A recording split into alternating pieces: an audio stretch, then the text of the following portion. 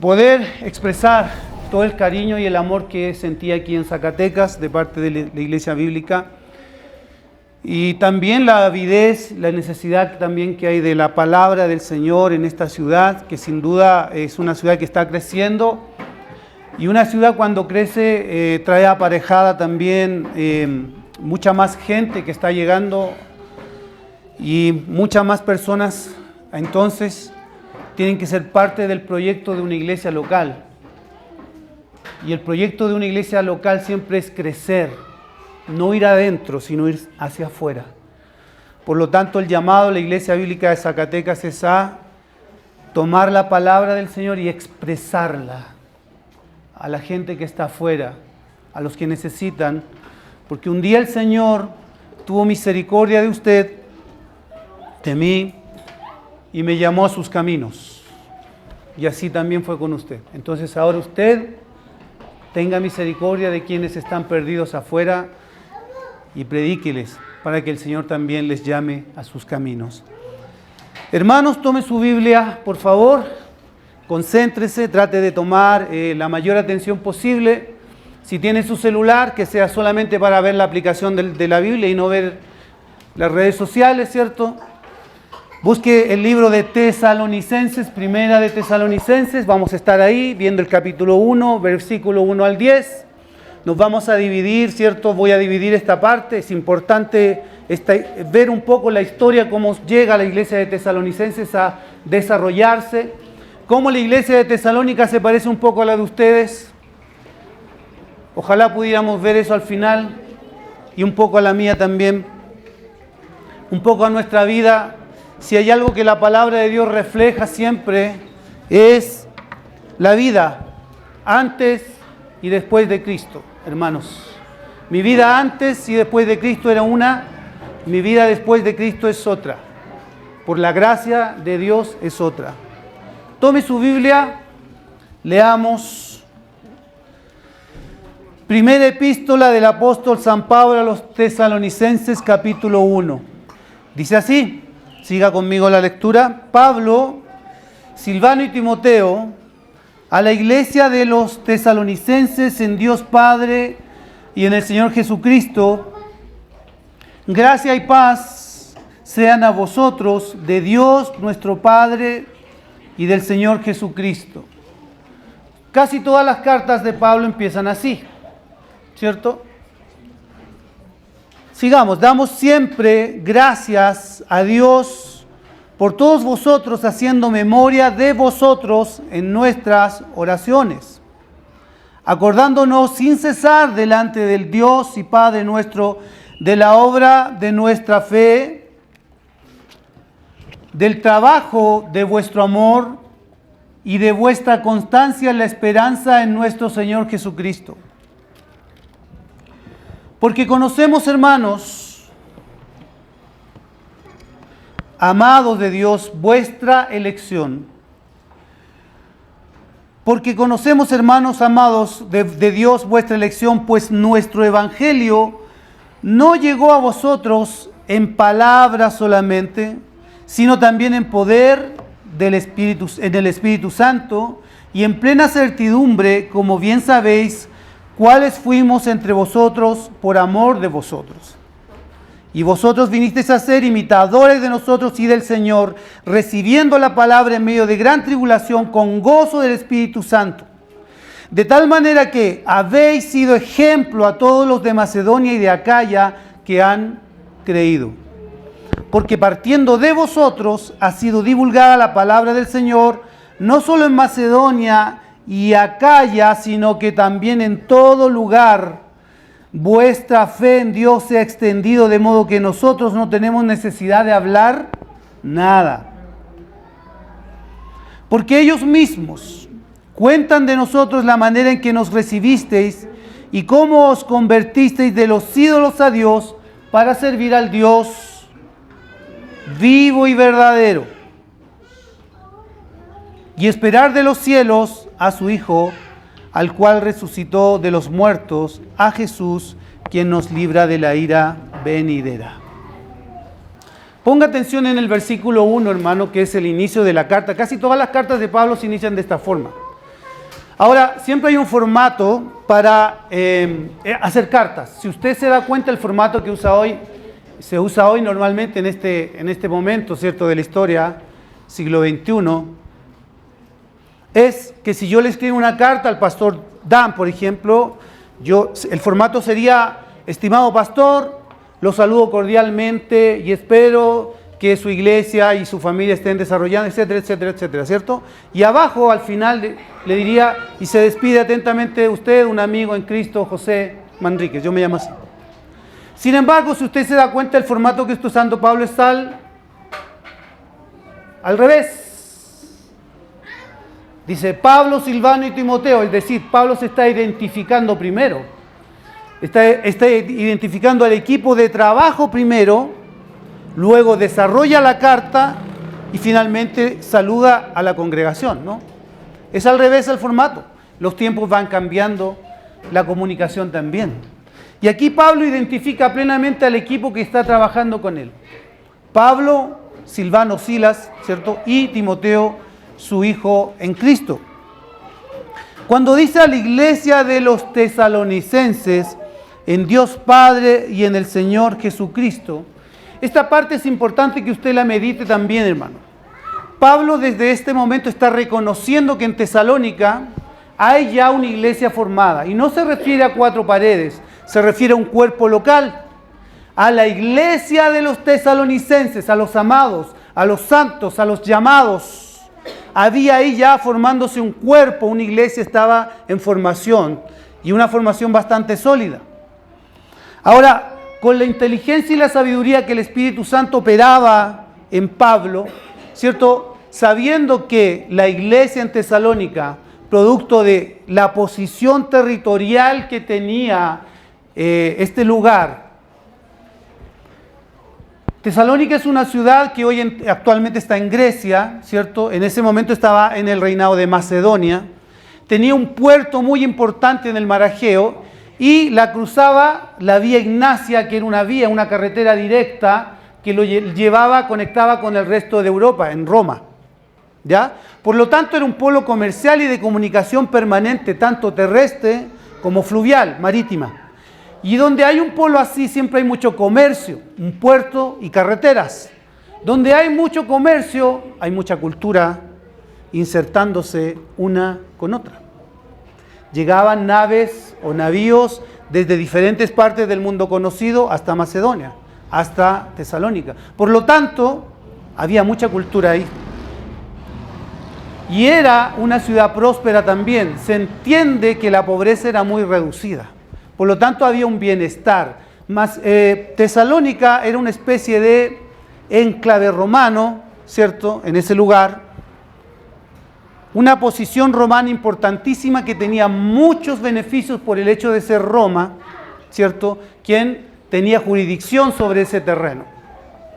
Pero sin embargo, convergían ahí tanto la cultura griega como la cultura romana. Por lo tanto, se hablaban varios idiomas, mayoritariamente el griego, pero también el latín. Y había ahí judíos también, había una sinagoga. Y estos judíos, con el predicar de la palabra, en el segundo viaje misionero que hace Pablo y llega a Tesalónica, ¿cierto?, se habían convertido al cristianismo, una gran parte del judaísmo. Ahora, en este versículo 1 Pablo dice: gracia y paz sean a vosotros. ¿Cómo se saludaban los judíos? Shalom. ¿Qué significa shalom? Paz. ¿Cómo se saludaban los gentiles creyentes? Gracia a vosotros. ¿Cierto? Los judíos se saludaban como shalom, los creyentes se saludaban gracia a vosotros, los gentiles. Entonces ahora Pablo, con esa sabiduría que el Señor da práctica, en esta carta, junta este saludo, lo toma para sí y dice: gracia y paz sean a todos vosotros. Es decir, sabiendo Pablo que en la iglesia de Tesalónica se fundían judíos y gentiles, pero ahora bajo un solo nombre, que era Cristo Jesús. Por lo tanto, sabia e inteligentemente en el saludo les pone gracia y paz. El día viernes hablamos con los varones, sabiduría práctica. La sabiduría se pone en práctica, hermanos. No es algo que yo guarde solamente en mi cabeza. El Señor me está enseñando a través de su palabra y eso todos los días lo tengo que practicar. No es algo que yo escuche solamente el domingo. ¿Y qué va a pasar mañana lunes? ¿Lo pasado, pasado? ¿Lo vivido, vivido? No, hermanos, la palabra de Dios sirve para todo. Sirve para el día a día. Pablo lo está demostrando que inteligentemente hace este saludo. Ahora viene ya parte de la carta en sí misma, ¿cierto, hermano? Que podríamos definirlo algo así como fidelidad. Dice Pablo: damos siempre gracias a Dios por todos vosotros, haciendo memoria de vosotros en nuestras oraciones. ¿Qué significa esto? Pablo es un agradecido de esa iglesia. Es una iglesia que está creciendo pese a lo que está sucediendo a su alrededor. Y lo que está sucediendo a su alrededor no es algo simple, hermano. Esa iglesia está siendo perseguida. Esa iglesia está tratando de ser dispersada, de ser acallada. Y Pablo le da gracias a Dios y dice: haciendo memoria de vosotros en nuestras oraciones. Esto significa que Pablo en oración trae a la memoria a sus hermanos en Tesalónica. Trae a la memoria a sus hermanos que están pasando momentos difíciles en esa iglesia. Y ora al Señor por ellos. Oramos nosotros por nuestros hermanos perseguidos, porque sabe usted que hay hermanos creyentes como usted en otros lugares del mundo, no sé si en México, que no tienen la libertad que usted tiene de estar sentado mirándome y escuchando libremente una predicación. Están en una cueva, en un bosque, en un subterráneo de una casa, sabiendo que si son descubiertos pueden ir presos incluso más allá.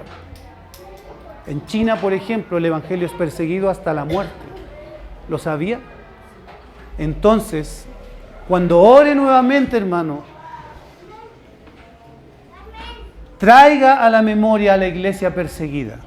Porque así como en el año 50-51 que fue escrita esta carta, había gente que está siendo perseguida por tener la fe que usted tiene, hoy en día pasa lo mismo. Entonces Pablo da gracias a Dios por ellos. Dice, acordándonos, versículo 3, sin cesar delante de Dios y Padre de la obra de vuestra fe. ¿Qué está queriendo decir aquí Pablo? Pablo tiene claro que ahí hay una fe potente. La iglesia de Tesalónica tenía y había desarrollado, producto de la predicación del Evangelio, una fe potente. Y esa fe estaba produciendo obras, porque una fe produce obras, no es al revés. Las obras no producen fe, la fe produce obras. Y esto era lo que Pablo resaltaba. Pablo estaba diciendo que se acuerda sin cesar delante de Dios, le da gracias a Dios de la obra de vuestra fe, de ser su fe ha trascendido al punto que ahora yo sé que ustedes hacen obras producto de esto. Dice, del trabajo de vuestro amor, del trabajo de vuestro amor. ¿Qué significa eso? Por amor a mis hermanos, por amor a mi congregación, por amor a las almas perdidas, yo trabajo para usted, Señor. Porque la fe y el amor, la fe en Cristo, el amor a mis hermanos, produce en mí un mover que yo quiero servir. No quiero llegar solamente a sentarme el domingo, quiero trabajar para esta iglesia local, quiero poner mis manos al servicio de la obra del Señor. Pablo lo dice en estas sencillas palabras, está diciendo todo lo que yo le estoy explicando aquí. Del trabajo de vuestro amor, el amor que yo siento por mis hermanos, el amor que yo siento por mi congregación, va a generar en mí el querer servir a mi Dios, el que me salvó. El Dios que me sacó de mi vana manera de vivir, que me sostiene, que me sustenta, que me libertó. Y sí, hermanos, hay personas que son libertadas cuando conocen al Señor, libertadas de las garras de los vicios, del pecado. Y eso, hermano, nunca debe olvidarlo usted, nunca debe olvidarlo. Esta iglesia debe traer a la memoria su antigua vida, modo de vivir, y ponerlo en perspectiva con la vida que el Señor le está ofreciendo ahora. Y eso debe generar en usted una ansia de servir al Señor cada vez mayor. No es posible que una iglesia que esté creciendo permanentemente, que estén llegando más hermanos, más familias, más jóvenes, más niños, solamente un pequeño porcentaje quiera servir. Por amor a sus hermanos, usted debe poner las manos al servicio de su obra local. Sigue Pablo y dice, y de vuestra constancia en la esperanza en nuestro Señor Jesucristo. Aquí habla Pablo de la esperanza que tenemos en Cristo. Si hay algo que tenemos los creyentes es esperanza. No es en vano nuestra fe. Hay un galardón que nos está esperando en Cristo nuestro Salvador. Dice un día que lo veremos cara a cara. ¿Cree eso usted, hermano? Pero ¿quién lo va a ver cara a cara? El creyente. El que tiene a Cristo en su vida. El que le ha confesado como Salvador y Señor. Y no todos han hecho eso. Por eso es necesario que esta iglesia, al ir creciendo, al igual que en Tesalónica, también sea un ejemplo a la comunidad. En este punto vemos que Pablo, Silvano y Timoteo testifican acerca de los tesalonicenses. La obra de vuestra fe, el trabajo de vuestro amor, la constancia en la esperanza y la seguridad y la certeza de su conversión. El versículo 4 dice, porque conocemos, hermanos amados de Dios, vuestra elección. Pablo recalca que sabe que ellos han elegido a Cristo por sobre todas las cosas. Pues nuestro evangelio no llegó a vosotros en palabra solamente, sino también en poder. Pablo recalca que la palabra de Dios tiene poder para transformar vidas. No solamente son cosas que se dicen. La palabra de Dios tiene poder para transformar. Hay poder en ella. Y Pablo dice que esto no llegó solo en palabras, sino en poder, en el Espíritu Santo y en plena certidumbre, como bien sabéis, cuáles fuimos entre vosotros por amor de vosotros. Pablo dice, por amor a ustedes, por el amor de ustedes a mí, predicamos el Evangelio. Y yo sé que ustedes eligieron eso. Tengo esa certeza, en plena certidumbre.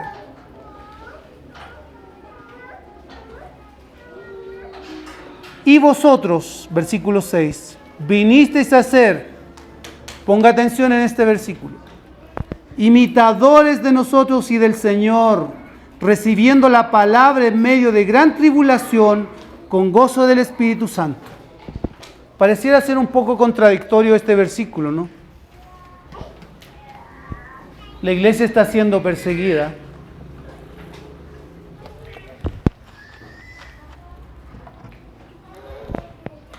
Usted, no sé si ha escuchado algo sobre, en historia romana, lo que era el culto imperial.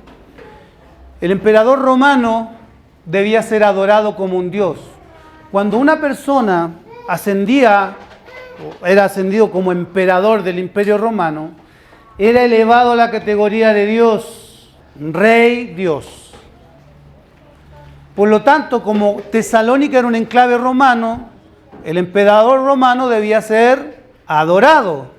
Era el culto imperial. ¿Y qué pasaba ahora que Pablo decía, no, pero si hay un Rey de reyes y Señor de señores? No es el emperador. es Cristo. Por lo tanto, contravenían la ley que implicaba que se debía adorar al César, al emperador. Cuando eso sucedía, esas personas eran perseguidas, encarceladas y en muchos casos muertas. Ahora, piense usted que la iglesia está siendo perseguida grandemente.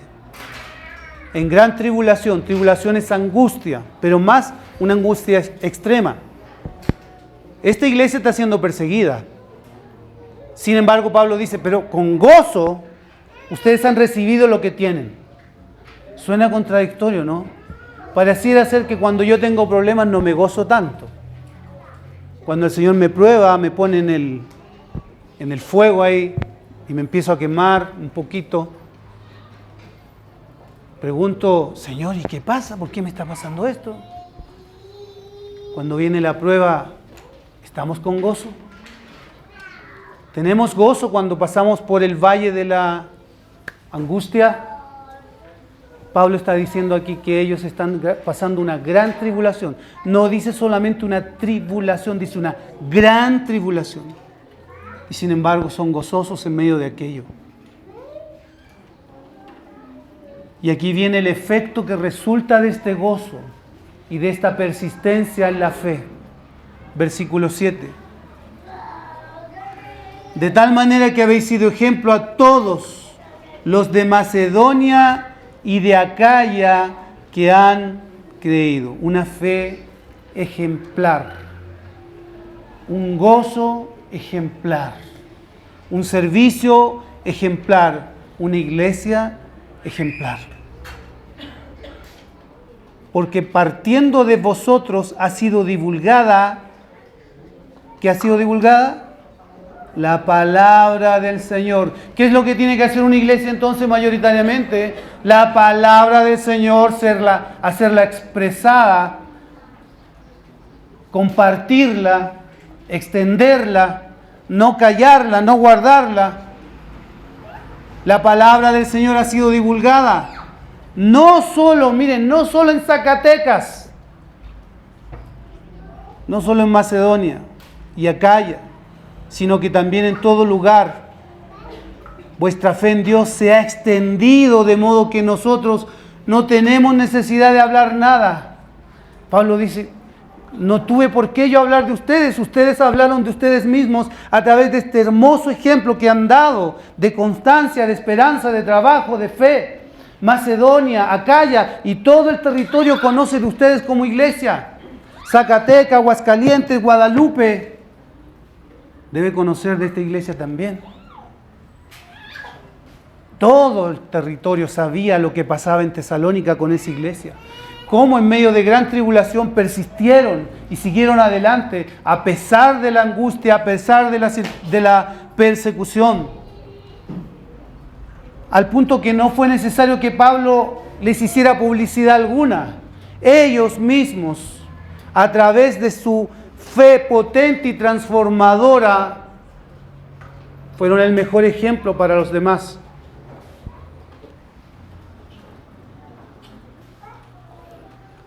En este punto, hermanos, vemos que la palabra que resalta es imitadores.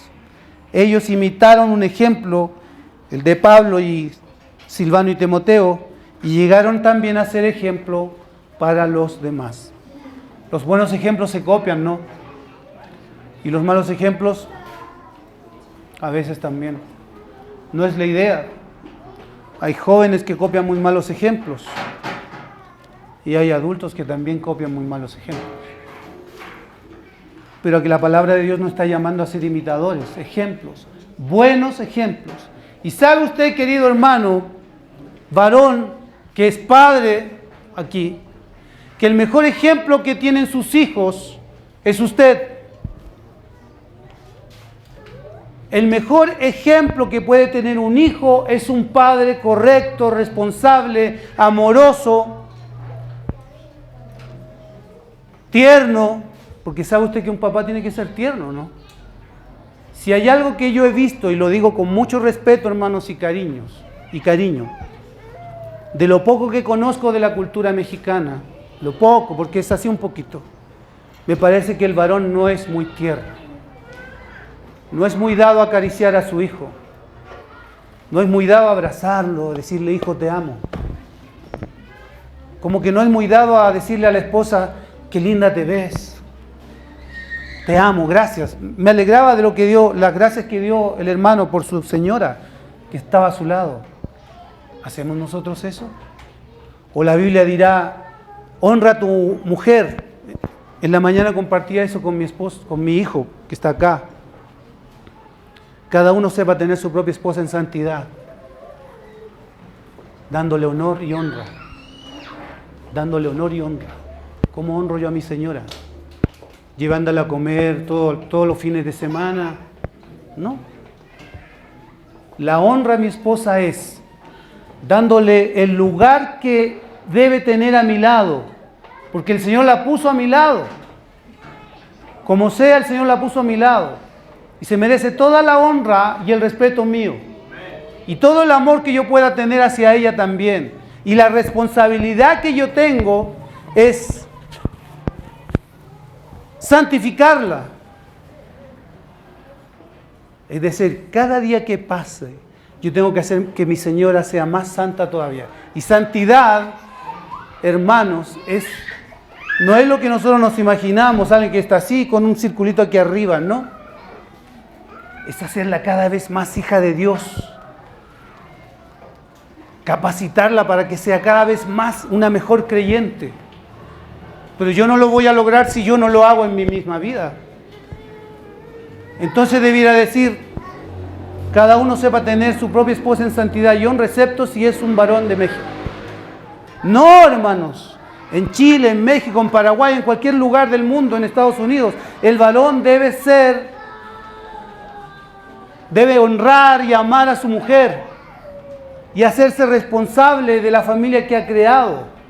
Porque un día al varón le van a preguntar, ¿qué pasó con tu hijo? ¿Qué pasó con tu esposa? Tú serás responsable, hermano. No hay otro. No es el vecino, no es el tío, no es el abuelo. Tú, padre y esposo, eres responsable de tu familia. Y hoy yo te hago responsable bajo la palabra de Dios de aquello. Debe ser un ejemplo. El mejor ejemplo que tiene una familia es el varón. Un varón con una fe a toda prueba, que aún pasando por el fuego o por el valle de sombra y de muerte, esa fe se sigue intacta. Puede flaquear, si todos flaqueamos, hermanos. Yo no me presento ante aquí como el ejemplo de nada. Yo he tenido mis días oscuros también, como usted yo creo que los ha tenido. Pero ¿sabe? Hay algo que me sostiene, que son las promesas del Señor. No te dejaré ni te desampararé. He pasado por momentos difíciles, sí, pero me tomo de sus promesas. Y es lo mismo que debe hacer usted.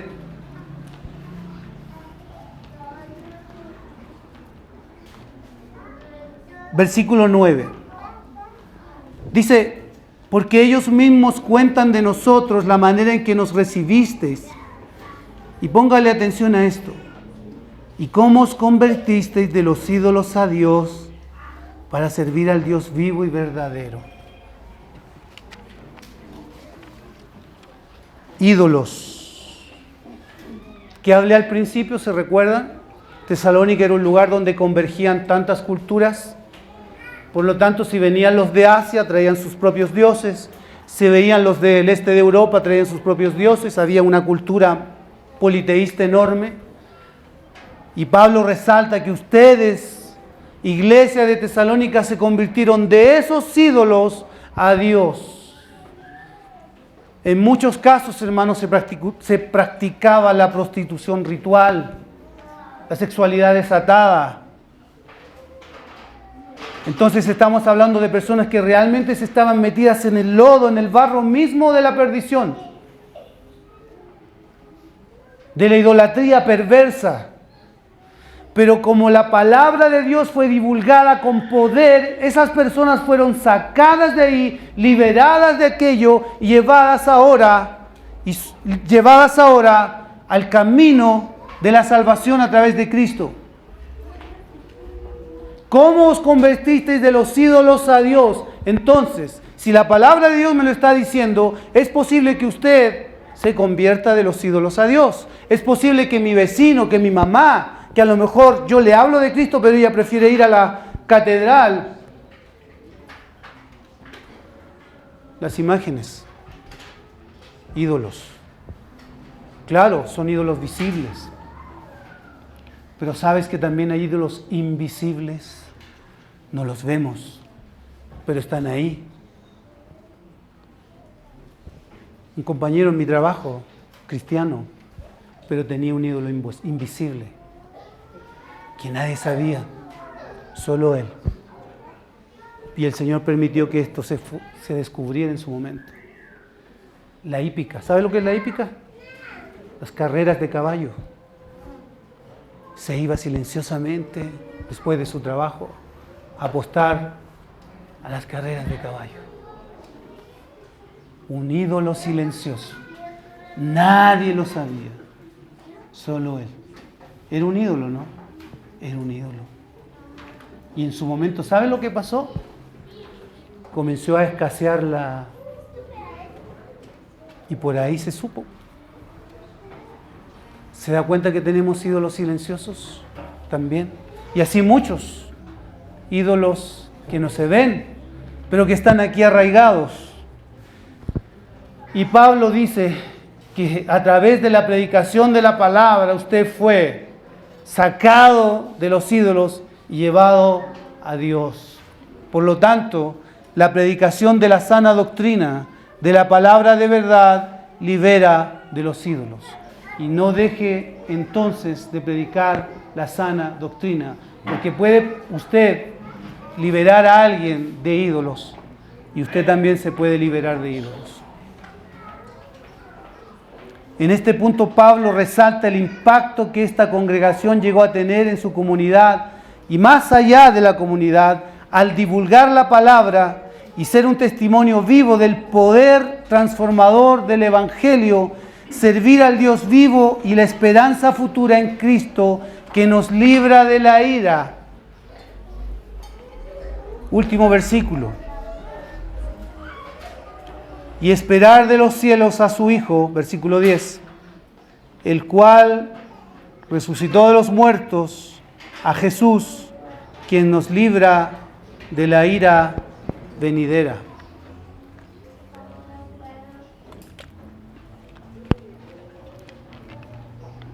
¿Por qué Pablo habrá terminado así esa parte de la carta?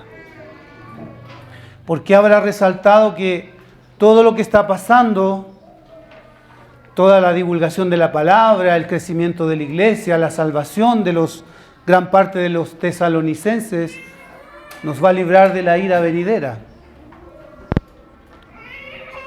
Pues sepa usted, amado hermano, que sí va a haber una ira. Y sí va a haber gente, personas que se van a perder.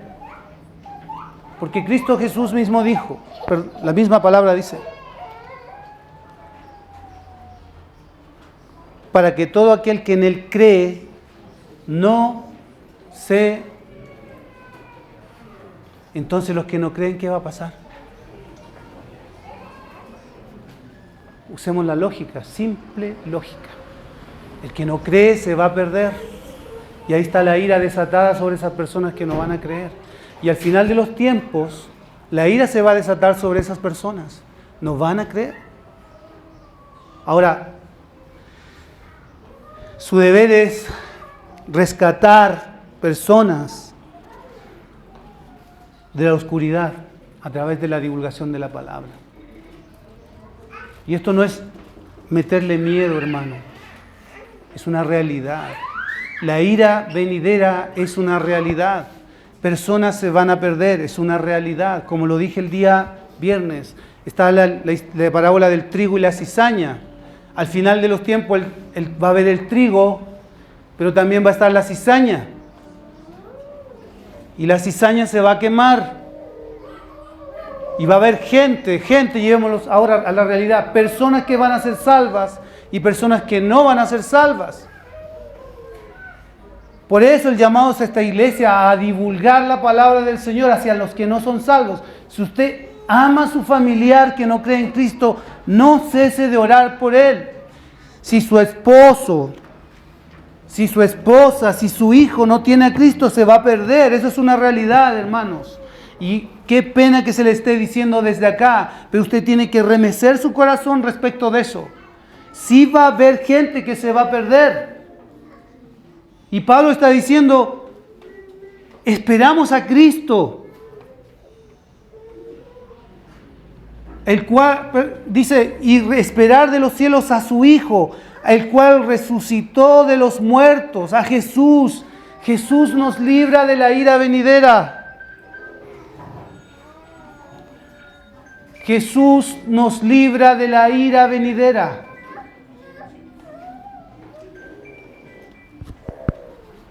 Si usted, amada hermana, está aquí, casada, y su hijo su esposo no es creyente, usted se acuesta todas las noches con un muerto.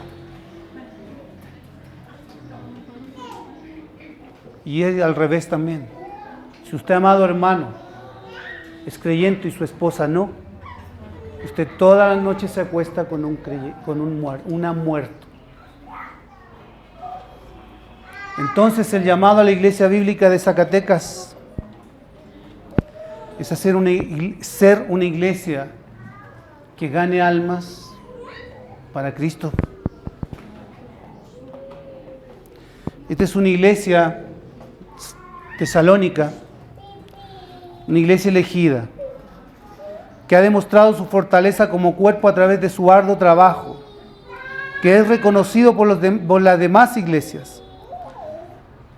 También, a pesar de las circunstancias adversas que está viviendo, la iglesia de ellos debe mantenerse en el mismo camino en el cual han sido enseñados. La palabra de Dios, por el testimonio de esta iglesia, ha sido divulgada y es reconocida.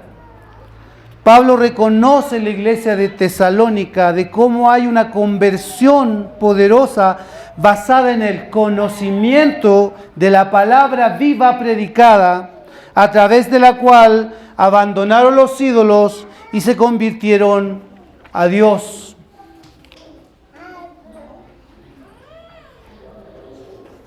Habéis sido ejemplo, dice. Ha sido divulgada la palabra del Señor, dice también. Es decir, la predicación con el ejemplo extiende el Evangelio. Apliquemos esto a esta iglesia. Iglesia Bíblica de Zacatecas. Hermanos, hermanas, líderes que están aquí sentados, jóvenes, niños. Ustedes deben ser conocidos como una iglesia laboriosa, que ama la sana doctrina, que tiene frutos de su trabajo ministerial, que gana almas para Cristo a través de un testimonio potente, que está consciente que predicar el Evangelio de salvación es con urgencia, no enfocándose en las circunstancias que pueden rodearnos, sino en los miles o millones de personas que necesitan conocer de Cristo. A través de vivir el verdadero Evangelio, debemos fortalecernos como iglesia local, como familia en la fe, y mantener una comunión firme y constante en torno a la palabra de Dios y ser de testimonio a quienes nos están mirando. Como iglesia local tienen una gran responsabilidad. Si bien la lideranza de esta iglesia tiene el deber de alimentar espiritualmente a su grey, pero ustedes también tienen el deber y la responsabilidad de trabajar para la obra local. No conformándose solamente con venir el domingo a sentarse aquí, porque eso es fácil. Y el Señor no nos da cosas fáciles. Si hay algo que tiene el Evangelio, hermanos, es que no es fácil. No es fácil. Cuando me vine de Chile, tuve en cierta forma una lucha en mi vida también. Yo iba a dejar mi país, venirme a otro país, con una cultura muy distinta, con un idioma diferente que yo no conocía, pero finalmente el Señor me convenció y viajé.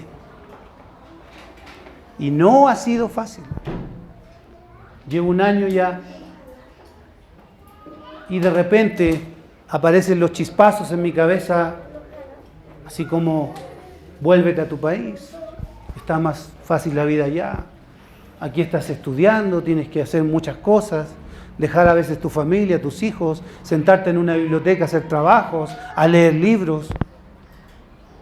No ha sido fácil para mí, pero le doy gracias a Dios porque eso me habla, hermanos, de que el Señor quiere usar mi vida.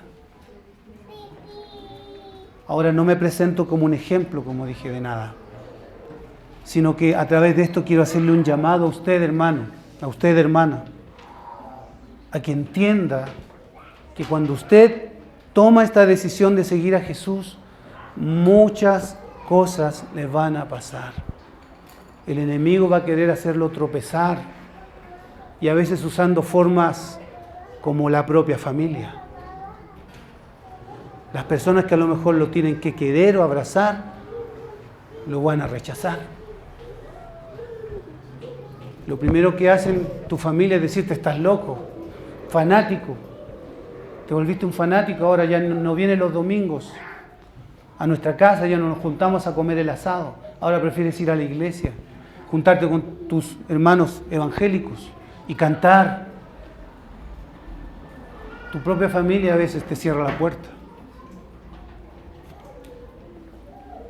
Pero ¿qué dice? Me libra de la ira venidera, ¿no? Esa es la alegría y esa es la gran bendición que tenemos nosotros los creyentes. Un día estaremos cara a cara con nuestro Salvador.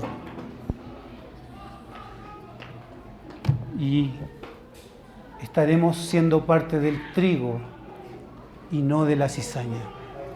El llamado a ustedes, hermanos amados, es a predicar y divulgar la palabra del Señor para sacar cizaña y a través de esa predicación transformarla en trigo. Iglesia Bíblica de Zacatecas, te animo a que crezcas, no en número, no tanto en número, crece en conocimiento, crece en ejemplo, crece en testimonio, crece en obras de salvación, obras de misericordia que la fe produce en ti. El Señor les bendiga, hermanos. Espero que esta predicación haya calado en su vida, porque caló en la mía al momento de estarla confeccionando. Y es un llamado diario, no es solamente predicarlo hoy día, es vivirlo todos los días, hasta que el Señor diga: ven a mí, ya es el tiempo. Que Dios les bendiga, oremos al Señor.